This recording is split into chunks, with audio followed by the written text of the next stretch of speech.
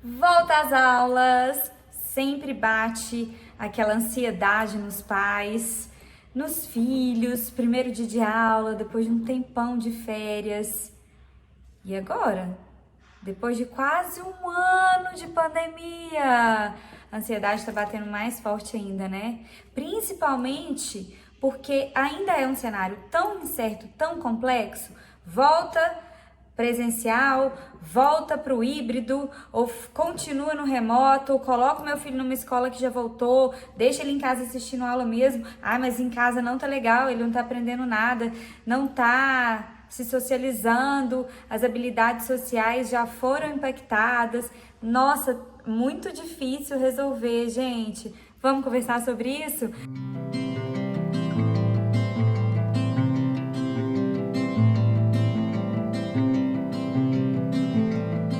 Meu nome é Fernanda Teles, eu sou psicóloga, especialista em parentalidade positiva e consciente e quero te ajudar. Quero fazer com que esse retorno seja mais leve e que a gente possa pensar em ações concretas para que o engajamento das crianças e dos adolescentes nas aulas online seja maior e que eu leve um pouquinho mais de segurança aí para o seu lar, para que essas decisões sejam bem positivas. Vamos pensar sobre isso? Primeira coisa que a gente tem que pensar: o campo emocional é o solo fértil para a aprendizagem. Se não há um equilíbrio emocional, se as emoções estão desreguladas, descompensadas, descontroladas, a criança não vai aprender. E foi o que aconteceu. O cenário foi muito instável, foi imprevisível, gerou uma carga de estresse muito grande nos pais, nas crianças. Então a gente precisa olhar em primeiro plano como nós podemos fazer para que as emoções sejam reguladas, para que a gente alimente os nossos filhos de afetos, de emoções que possam ajudá-los a voltar às aulas e que o aprendizado pode realmente começar a fluir novamente. Então eu anotei umas coisas aqui super importantes para a gente conversar.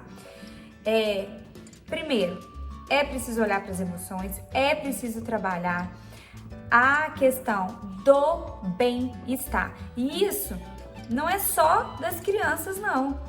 O bem-estar dos professores, então a escola precisa olhar para a sua equipe, precisa criar esse espaço seguro para que seja falado das emoções, que elas possam ser validadas, que os professores possam ter um espaço para que as emoções fluam, sem eles ficarem com medo de retaliação, de serem julgados. Então os professores precisam estar bem. A família precisa estar bem, então não adianta cuidar das emoções das crianças se a gente não valida as nossas emoções. Então, olha, por que não unir família, escola e alunos? Por que não fazer rodas de conversa, círculos de diálogos, onde essas emoções possam fluir mais? A escola pode, de forma bem sistemática, quinzenalmente, mensalmente, criar esses grupos de acolhimento, de validação das emoções, tanto para que os professores possam se colocar, tanto para que os pais possam se colocar. Os pais estão sempre silenciados, muitas escolas estão resolvendo tudo e só manda a informação para o pai. Gente, tem tanto pai que pode ter uma ideia bacana, uma informação relevante. Essa sintonia precisa acontecer. Essa conexão família-escola precisa acontecer de forma urgente, é emergencial, porque só quando a gente validar e equilibrar esse momento, a gente vai conseguir transmitir isso para os nossos filhos. O professor vai conseguir transmitir isso para os alunos. Então não adianta a escola querer passar igual um trator por cima disso e não cuidar desse solo, não cuidar dessa terra emocional. Não adianta sair metralhando conteúdo se os alunos não estão preparados para recebê-lo. Então, para isso, em primeiro lugar, família e escola, vocês precisam se unir. Vocês não são inimigas. Vamos nos unir para que a gente possa levar esse bem-estar psíquico para dentro de casa. Então, primeiro a se fazer, tá? Primeira coisa que a gente precisa pensar, demande isso da escola e vocês, diretores, professores, coordenadores que estão me ouvindo, leve essa ideia para a escola. Primeira coisa, trabalhe as emoções, equilibre, neutralize, crie esse espaço de fala e de acolhimento. Só das emoções serem validadas e acolhidas da família, vocês vão ver que um processo mágico já vai acontecer aí nesse início de semestre, tá bom? E dentro dessa perspectiva, a gente precisa entender que todo esse cenário pandêmico trouxe danos psíquicos fortíssimos. Nós não podemos negar o que aconteceu. Pelo contrário, a gente precisa trabalhar tudo que aconteceu. Então, listei algumas aqui, ó. A insegurança dos pais, níveis altos de desemprego, violência no lar. E eu não tô culpando o pai que bate, a mãe que perde o controle. As emoções estão num completo desequilíbrio. Então, se eu não consigo lidar com a minha emoção, ela vem, ela toma conta do meu corpo e eu vou agredir.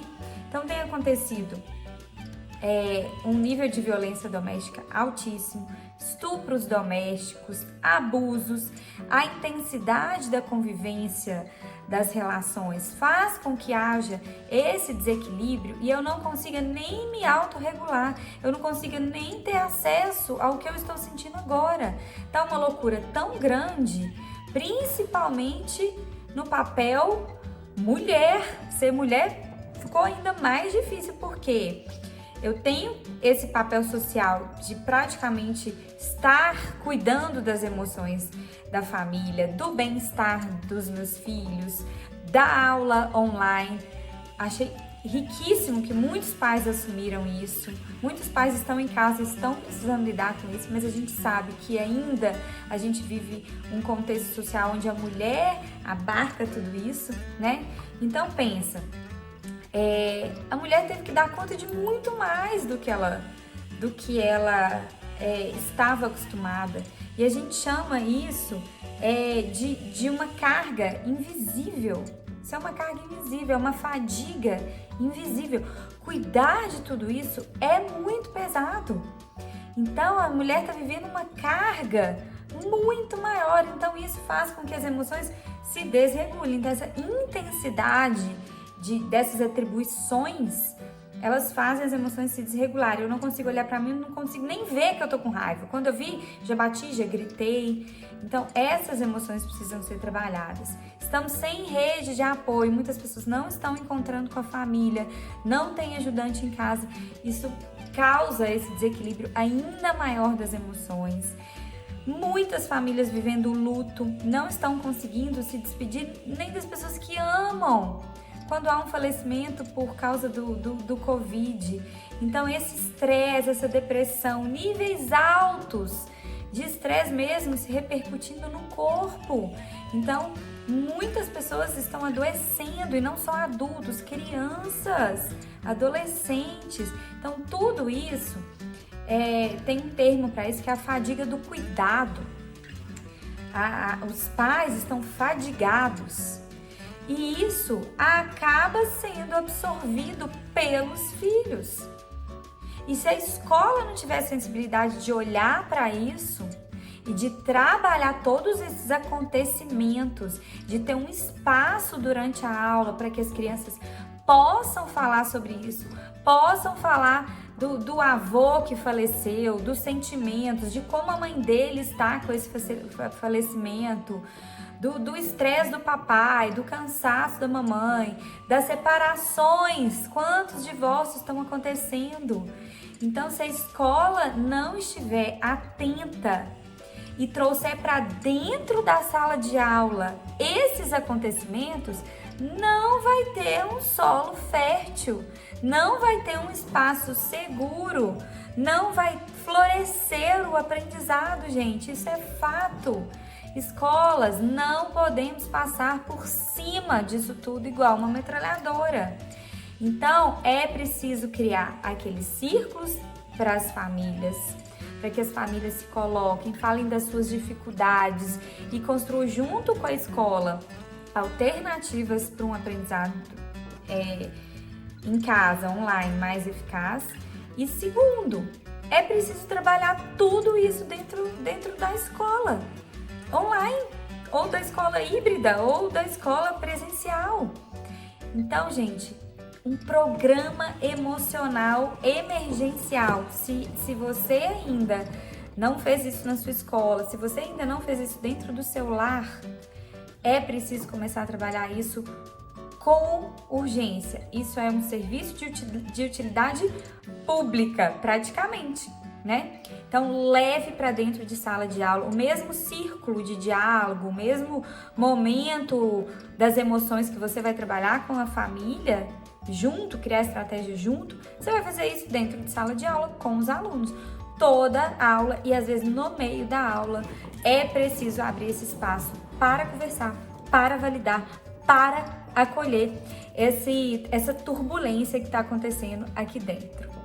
A cultura do diálogo, do acolhimento, da validação das emoções, dessa sensibilidade para trabalhar o que está acontecendo além do comportamento. Um filho extremamente irritado, nervoso, não quer assistir a aula. O que está acontecendo por trás de tudo isso? Então, essa sensibilidade, essa percepção aguçada, esse espaço seguro para o diálogo, para a validação, para o acolhimento, essa nova cultura do relacionamento precisa estar muito presente dentro das escolas e dentro dos lares. Então, essa mudança de cultura é preciso que ela aconteça. E não só na teoria. Ela é intencional, precisa haver uma intencionalidade, uma sistematização. Ela não pode acontecer só no diálogo, só na teoria. Ela precisa acontecer na prática, na fala, no diálogo nosso diário. Ela precisa estar presente, a gente precisa trazer ela para dentro da nossa casa. E a escola precisa levar ela para dentro, não somente de sala de aula. Então, uma coisa que eu sugiro: escreva quais são os valores da sua família. Escreva quais os valores você precisa e quer desenvolver. Esse autoritarismo cego, você precisa fazer essas aulas, você tem que entregar essas atividades todas, vai fazer o dever de casa sim, vai sentar e vai assistir essa aula ao vivo de 13 às 17 horas sem levantar a bunda da cadeira e tira videogame, corta tudo, e enquanto o aluno não fizer, ele não vai poder fazer suas outras atividades. Gente, essa cultura do autoritarismo, essas ações autoritárias só se desconectam, só faz você se desconectar do seu filho. E se você está desconectado com seu filho, você vai abalar ainda mais todo esse campo emocional que eu tô falando com você, que é a base, é a necessidade máxima para que ocorra um aprendizado eficaz. Então, trabalhe valores e leve esses valores para a prática. Escreva junto com a sua família quais os valores a gente precisa construir, nutrir aqui dentro de casa. A escola vai fazer a mesma coisa com os professores e os professores vão fazer a mesma coisa com os alunos. Olha que maravilha! Quais são os valores da nossa escola, da nossa sala? Não precisa ficar trabalhando com regra o tempo todo. Aqui nós praticamos o valor da escuta ativa. Quando um coleguinha fala, a gente ouve. É muito mais do que uma regra. Regra é como se você estivesse pegando e socando dentro da pessoa. Valor você trabalha de dentro para fora. Isso precisa estar lá escrito num quadrinho da aula online o tempo todo. Fulano, olha aqui, lembra que a gente tem o valor dentro da nossa sala, de escutar sempre o coleguinha. Então olha que mágico trabalhar valores e cultura. A gente está vivendo um mundo diferente. É natural que os valores também vão sendo desconstruídos e construídos. E que maravilha pegar essa oportunidade pandêmica e construir valores tão maravilhosos, não é mesmo? E dentro dessa perspectiva de desenvolver, de nutrir valores de escuta, de acolhimento, de validação, uma sugestão que eu dou para os pais é ou o cuidador ou quem estiver com a sua criança momentos antes da aula online e até com adolescentes e pré-adolescentes, é você trabalhar as emoções. Lembra que eu falei que o campo emocional é o solo fértil para o aprendizado acontecer? Então, a gente está vivendo um momento tão instável que eu posso estar bem de manhã, posso estar super estressada de tarde e posso estar péssima à noite. Então, há essa oscilação de humor. Inclusive, a gente está percebendo muito isso nas crianças e nos adolescentes. Um dia quer assistir aula e vai super feliz e bem. Um dia pode cair o mundo, mas não assiste aula, né? Então, cria uma rotina de conexão com seu filho antes de começar as aulas online. Então, se a aula vai começar às 13h30, tente se conectar com ele 1 hora, às 13 horas. Filho, vamos fazer alguma coisa junto? Vamos jogar um jogo? Vamos ali tomar um sorvete, se for possível? E aí você vai trabalhar as emoções com essa criança. Como que você está se sentindo hoje? Mostra aqui, ó, as emoções. Pega no Google um quadrinho com diversas emoções, principalmente se for com crianças menores. Filho, me conta, como que você está se sentindo hoje? Nossa, você está irritado, filho. O que está acontecendo? Por que você acha que está tão irritado hoje? Se a criança não souber falar, começa a fazer suposições. Foi porque a mamãe saiu de manhã e chegou tarde? Foi porque a sua irmã pegou seu brinquedo? Foi porque... É porque tem aula agora e você não queria assistir? Eu só cuido do que eu sei. Se você não sabe o que está se passando lá dentro, você não vai conseguir cuidar do seu filho. Então, crie esses momentos de conexão antes de começar as aulas. Talvez ele vai para a aula bem melhor e vai fluir a aula. Outra ação é incentivar o protagonismo da criança, do adolescente. Ele precisa sentir que ele é capaz, que ele pode. Tem muitas famílias que acham que precisam assumir o papel de professor e entrega ali a matéria mastigadinha, ajuda a fazer cada exercíciozinho. Vamos criar níveis mais altos de protagonismo dentro da sala de aula. Tanto os professores quanto os pais podem incentivar essa ação. O que é isso? Meu filho é ótimo em matemática, tá com maior facilidade, tá fazendo tudo. E tem um outro coleguinha que é ótimo em inglês, mas ele não é bom em matemática. Vamos colocar essa dupla para fazer as atividades juntas, para estudar junto. Quem sabe dá até para fazer um encontro presencial, se aquela família estiver encontrando com uma pessoa ou outra com os devidos cuidados.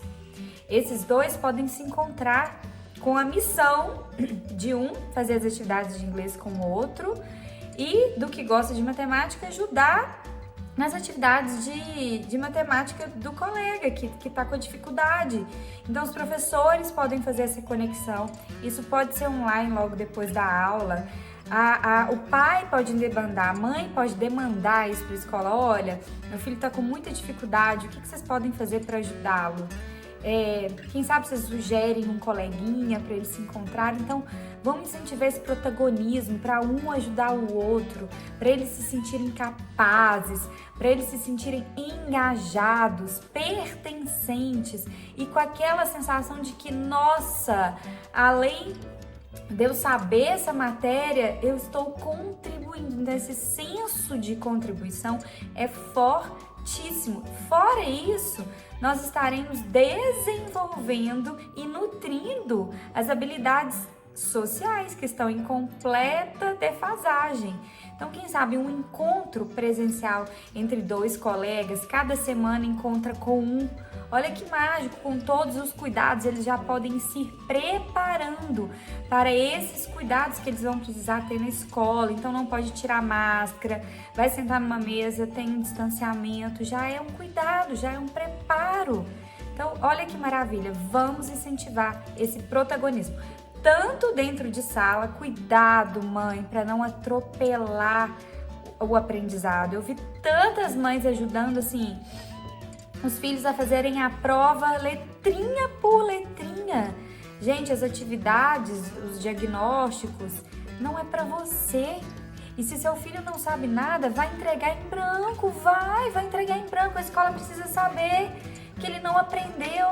Agora, olha quantas notas fakes a escola recebeu, porque você sentou, porque nós mães sentamos, pegamos e ó, eu me lembro que teve um dia que meu irmão foi ajudar a minha filha a fazer a prova de matemática, foi ler para ela, né, ela tem 7 anos, e ele falou assim, me ligou, Fernanda, do jeito dele, né? Você tá ligada que a Liz não sabe nada de matemática, né? E que eu vou precisar fazer essa prova toda com ela. Eu falei, não, você vai explicar. Se ela não souber, você não tem que fazer por ela. De forma alguma. O máximo que você pode fazer é tentar explicar ali alguma coisa que você saiba, olhar lá no livro, Liz, faz uma leitura aqui dessa matéria e deixar que ela faça a prova.